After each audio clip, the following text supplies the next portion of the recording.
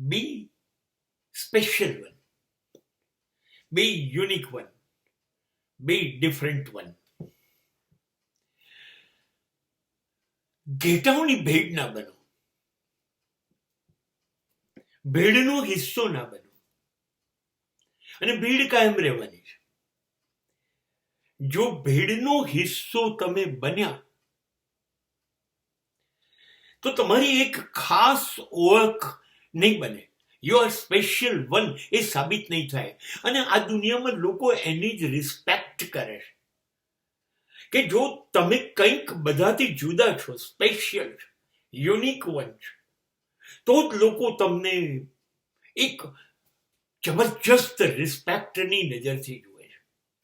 બધા જે કરે એ નથી કરવું. કંઈક એવું કરવું છે કે લોકોની નજર માત્ર તમારી પર પડે, ગમે તેટલું મોટું ટોળું હોય. આ જીવવાની એક પદ્ધતિ છે અને એના માટે તમારે ચાલ ચલવી પડે. Microsoft one of the best developer હતું અને છતાં સ્ટીવ જોબે એક એવું યુનિક એપલ ઊભું કરી કાઢ્યું. બધા પાછળ પડી ગયા. આજે વિશ્વની સ્પેશિયલ ખાસ પ્રોડક્ટ એ એપલ ગણાય અને સ્ટીવ જોબ નથી, છતાં એપલ નંબર 1 પર રહી શકે છે. કંઈક જુદું કરો જે દુનિયા નથી કરતી.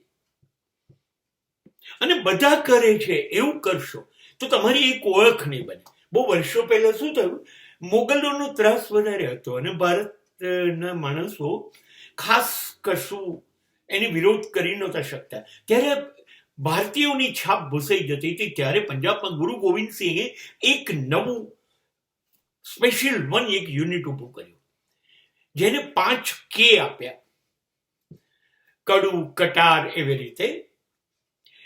એટલે જે આ 5 રાખે એ ગોવિંદસિંહના ગુરુજીના શિષ્ય, અને એનો એક પંથ ઊભો થયો અને એ શીખ તરીકે ઓળખાયો. એ આટલા વર્ષો તરીકે શીખ બધાથી જુદા પડે છે. એની એક સ્પેશિયાલિટી આપી કે શીખ આ 5 વસ્તુ કરશે જે બીજા બધા ભારતીયો નથી કરતા. એટલા માટે શીખ પૂરા વિશ્વમાં ગમે ત્યાં ઓળખાઈ જાય છે.